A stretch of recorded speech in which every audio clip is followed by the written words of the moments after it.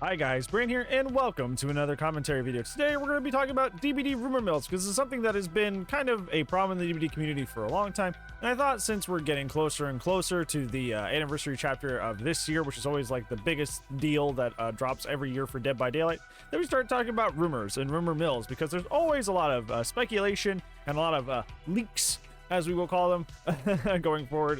You can already tell this video is going to go by how facetiously I said that, but a lot of people, leak information about the game, and some of it is, ends up being true, and a lot of it ends up not being true. So let's go ahead and talk about it. So whenever there's any sort of new content coming up in DBD, whether that be a mid-chapter, or for example, we had the Meet Your Maker like secret event and the Meet Your Maker shirts, there's always going to be a rumor mill going around it on when those dates come out, how you get those cosmetics, etc. There's always going to be people that try to stay ahead of the curve, be at the front lines of information, and try to let everybody know what's happening.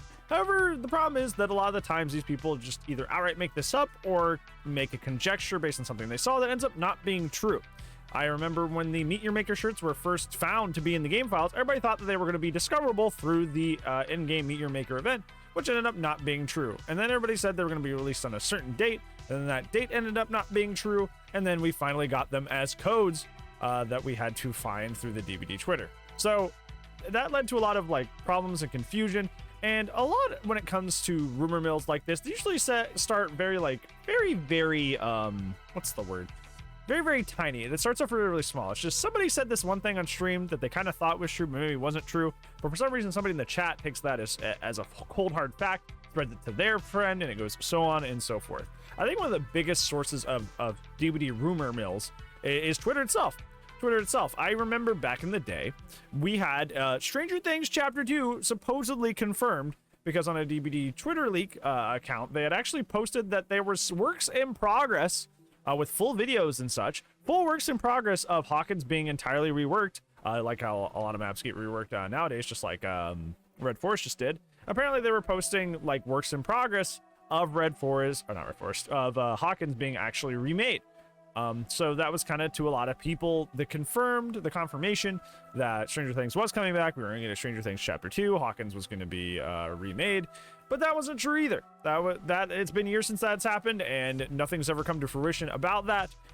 So obviously that was not a thing, but that even came with video footage. That literally even came with video footage saying that, hey, this is going to happen, and it ended up not happening, and a lot of people got hype and jazzed about it, and it just ended up not being true to begin with. It's just, there's a lot of stuff in the DVD community that people just kind of should be realistically taking with a grain of salt, but they don't take it with a grain of salt. They see this and they get excited and they hype it up as being real, it's being factual, and people will kind of do a lot of mental gymnastics to try and prove these things to be true. I remember I had a conversation this week about why Merciless Storm is supposedly not being a kill switch, even though the fact that it is horribly bugged in a way that is certainly a competitive advantage. And the reason supposedly is that the kill switch is not working right now. That is the rumor going around, is that the kill switch, the mechanic of the kill switch that DBD uses, that behavior uses to shut down perks and maps and stuff, is not actually working. My friend told me this, and I'll keep him anonymous, so yeah, he doesn't get made fun of or anything. My friend told me this, and I was like, okay, that's interesting. Where did you hear that? And he said, oh, it was on so and so stream. Oh, so the streamer said it? And he's like, yeah. Well, how did the streamer find out? And he goes, somebody in the chat said it. And I'm like, who is this guy in the chat? who is this dude who apparently has the insider info about Dead by Daylight's inner workings? He's like, I don't know. And I'll go, oh, okay, well that means that you don't know for sure then. And he got upset with me. He's like, bro, it's behavior. What do you? It would make sense, right? Because behavior always is breaking stuff and things don't make sense. I'm like, it doesn't really matter if it makes sense. It could be likely, it could be plausible, but that's still not a concrete confirmation. But that's still not confirmation that the thing is actually broken at all. You can make your own theories and kind of do, like I said, do all your math, do your mental gymnastics to be well, actually that makes complete sense. But at the end of the day, that's still not a confirmation. That's just a theory. It's just a rumor. And until you can prove it, it will stay that way. It will stay just a a conjecture, a rumor itself. That's all it will stay. It will not advance past that point.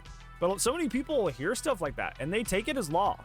And I wish, like, us as the general DBD community, I wish we would just, like, not buy so much into that stuff. Now I know this is kind of you know, I guess a bias take for me because, you know, I taught social studies for a while, so we talk about all about like the validity of sources, and that's an important thing that we teach people, especially at the high school level.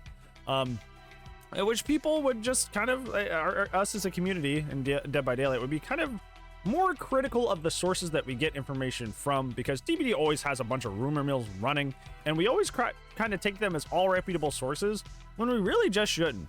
We really just shouldn't. We should be a little bit more critical, a little bit more doubtful that the things they spread and say are necessarily true. And then sometimes, I will give credit, sometimes they are true. Sometimes they are true. But, like, we do put too much weight in them, and we do kind of declare them as law when a lot of them end up being fake or not real or not coming to fruition. We should be a little bit more guarded about what we trust and what we accept as facts in the Dead by Daylight community. So, yeah, it's going to be it for today's video, friends. Kind of a shorter one. Words. It'd be funny if I left that in.